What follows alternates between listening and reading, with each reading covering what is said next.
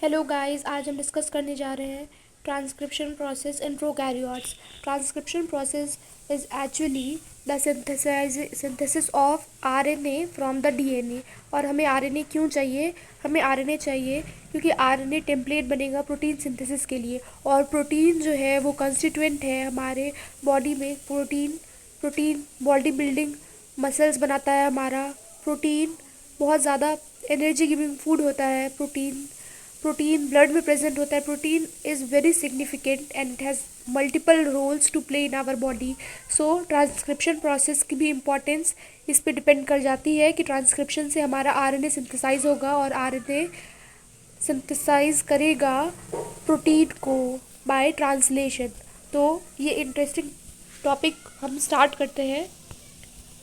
सबसे पहले steps, transcription के स्टेप्स क्या क्या है? ट्रांसक्रिप्शन के 3 स्टेप्स होते हैं। फर्स्ट होता है initiation step, next is the elongation step and third step is termination step.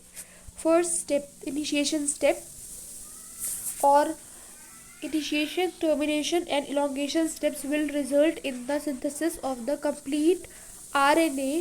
और RNA जो है वो अगर यूकैरियोट्स में ट्रांसक्रिप्शन हो रहा होगा तो ऐसा RNA मिलेगा जिसको हम लोग बोलेंगे HNRNA, हेट्रोजेनस न्यूक्लियर RNA, जो कि जिसमें कि कोडिंग एंड नॉन कोडिंग दोनों ही पार्ट होंगे। Exon which is the coding part and the intron which is non coding part.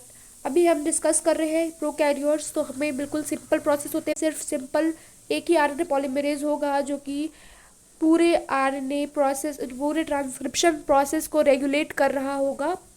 हमारा ट्रांसक्रिप्शन का डायरेक्शन कैसा होगा? सिंथेसिस का डायरेक्शन होगा हमारा यहाँ पे 5' to 3' डायरेक्शन। और जिस स्ट्रैंड पे सिंथेसिस हो रही होगी इसको हम लोग क्या बोलेंगे? नॉन कोडिंग स्ट्रैंड और एंटी सेंस स्ट्रैंड बोलेंगे हम इसे। चलिए स्टार्ट करते हैं हम आज का transcription process. First step of transcription that is initiation step.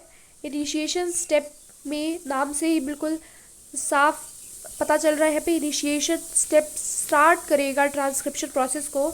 और इनिशिएशन स्टेप में भी हमें 3 बात पे गौर करना है। फर्स्ट, इनिशिएशन फैक्टर स्टार्ट होने से पहले स्टार्ट होगा ये मार्क कौन करेगा? सिग्मा फैक्टर आके बाइंड कर जाएगा प्रोमोटर साइट पे, या फिर इसको हम लोग बोलते हैं initiator site.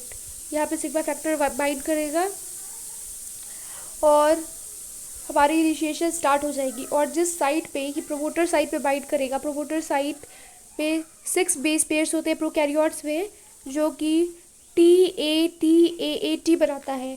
Thiamine, adenine, thymine. ये 6 पेयर होता है और इसको हम लोग क्या बोलते हैं प्रोकैरियोट्स में?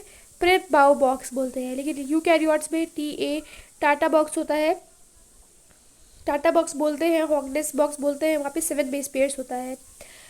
Now we are focusing on prokaryotes. Prokaryotes में इनिशिएशन प्रोसेस में जब भी कोई काम या कोई प्रोसेस स्टार्ट हो रही होती है तो बहुत ज़्यादा एनर्जी चाहिए। But in the common sense अगर हम लें, किसी भी जनरली हमें कोई भी कंस्ट्रक्शन वर्क करना हो, किसी भी चीज़ को इनिशिएट करना हो, तो व्हाट वी नीड मनी। और money actually acts as energy. जिसके पास पैसे हैं वो काम करवा पाएगा, जिसके पास एनर्जी है। वैसे बायोलॉजिकल सिंथेसिस में एनर्जी बेसिकली बायोलॉजिकल प्रोसेस पे एटीपी के स्प्लिटिंग से आती है। एटीपी या फिर दूसरा सोर्स भी होता है एनर्जी का, जीटीपी, यूटीपी, सीटीपी, ये सब होता है। यहाँ पे एंजाइम फॉस्फेटेज हाइड्रोलेजेस जो होते हैं वो स्प्लिट करते हैं एटीपी को, 2 फॉस्फेट को अलग कर देते हैं और सिंगल फॉस्फेट रिलीज कर देते हैं। अब हमारा इनिशिएशन प्रोसेस स्टार्ट हो गया है। हमें ये याद रखना है कि हमारा कोडिंग स्ट्रैंड जो होता है वो कोड नहीं करता है, वो उसका पोलैरिटी होती है 5' to 3' डायरेक्शन, कोडिंग स्ट्रैंड। और हमारी नॉन कोडिंग स्ट्रैंड जिसकी पोलैरिटी है 3' to 5' डायरेक्शन, वहाँ पे सिंथेसिस होता है हमारा।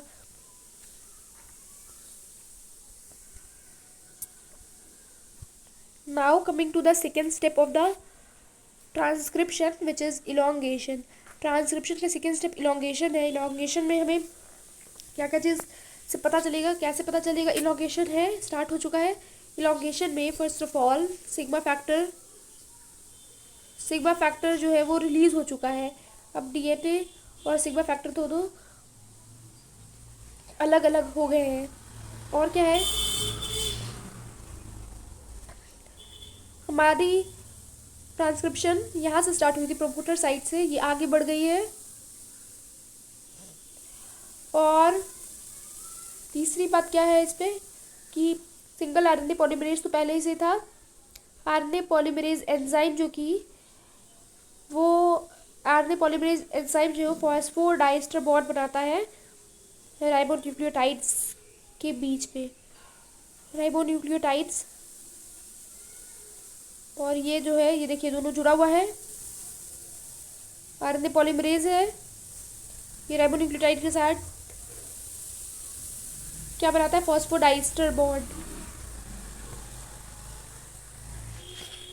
Now coming to the third step of transcription. ये फाइनल स्टेप है हमारे ट्रांसक्रिप्शन का। और ये इस स्टेप में क्या होता है हमारे पास, टर्मिनेशन स्टेप में हमारा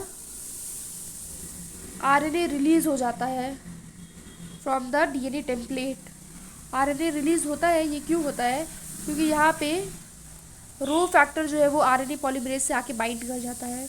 रो फैक्टर बाइंड करेगा तो ये आरएनए को रिलीज होने में हेल्प करेगा और फाइनली आरएनए हमारा रिलीज हो जाएगा। और टर्मिनेटर साइट हम कैसे पता चलेगा कि ये टर्मिनेटर साइट है? Terminator site is marked by the presence of palindromic sequence of the nitrogenous bases. Palindromic sequence क्या होते हैं नाइट्रोजनस बेसिस का? जिसकी स्टार्टिंग से और एंड से हम रीड करें तो सेम ही सीक्वेंस आए, जैसे कि GAATTC CAATTG। This is example of palindromic sequence. तो यहाँ पे टर्मिनेशन होगा। रो फैक्टर का सिग्निफिकेंस यूकैरियोट्स में नहीं देखा जाता है। And this is how transcription proceeds. ये बात भी याद रखनी है कि ये ट्रांसक्रिप्शन कहाँ हो रहा है।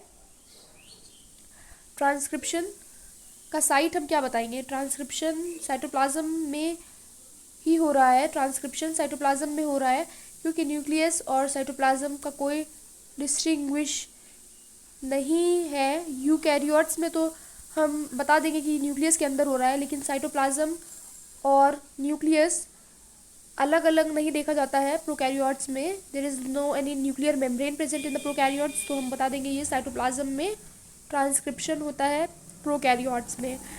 एंड फाइनली ट्रांसक्रिप्शन का रिजल्ट क्या है? Formation of the RNA. RNA मिल गया है हमें। This is how the transcription comes to an end. For getting more knowledge and clearing the doubts, keep learning, be happy and stay connected. Thank you everyone. Bye bye.